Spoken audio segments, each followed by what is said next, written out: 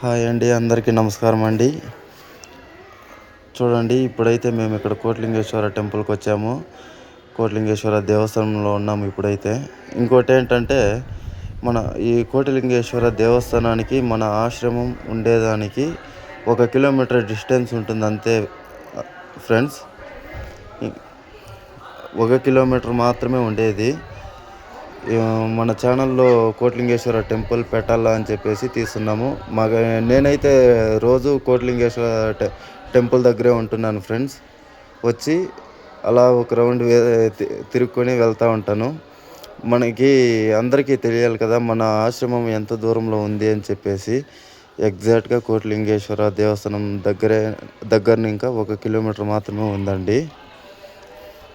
చూడండి, ఇప్పుడు అత్తమ్మ వాళ్ళు అంతా కూడా లోపల దేవస్థానం లోపలికి వెళ్తున్నారు. నేనైతే ఇక్కడ మీకు కోటిలింగేశ్వరలో లింగాలని చూపించాలి అని చెప్పేసి వీడియో తీస్తున్నాను.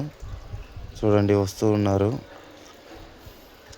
మన ఆశ్రమానికి అయితే ఇప్పుడైతే ఫోన్ కాల్స్ అయితే జాస్తి వస్తున్నాయండి. అందరూ ఫోన్ చేసి ఇన్ఫర్మేషన్ అడుగుతున్నారు, ఏం రూల్స్ ఏంటి అనేసి. అది దగ్గరలో అనౌన్స్ చేస్తాము.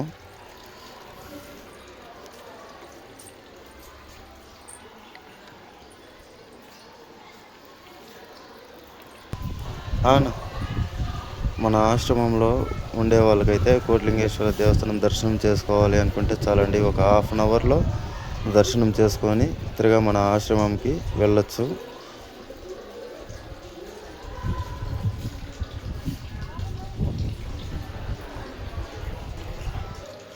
అలాగే ఆశ్రమం వర్క్ అయితే ఇంకా కంప్లీట్ అవ్వలేదండి. అందరూ ఫోన్ చేస్తున్నారు కదా, వాళ్ళకి మనము అదే చెప్తున్నాము. ఫోన్ చేస్తున్న వాళ్ళకి ఇంకా ఫినిష్ కాలేదు, ఇంకొక 1 మంత్ అవుద్ది. అందరి ఫోన్ నెంబర్లో రాసి పెట్టుకుంటున్నామండి.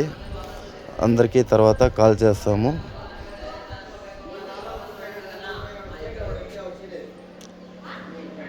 అలాగే వీడియో చివరి వరకు చూసినందుకు చాలా ధన్యవాదాలండి. నేనైతే దర్శనానికి పోయి మిగతా వీడియోలు తీస్తాను. Thank you friends.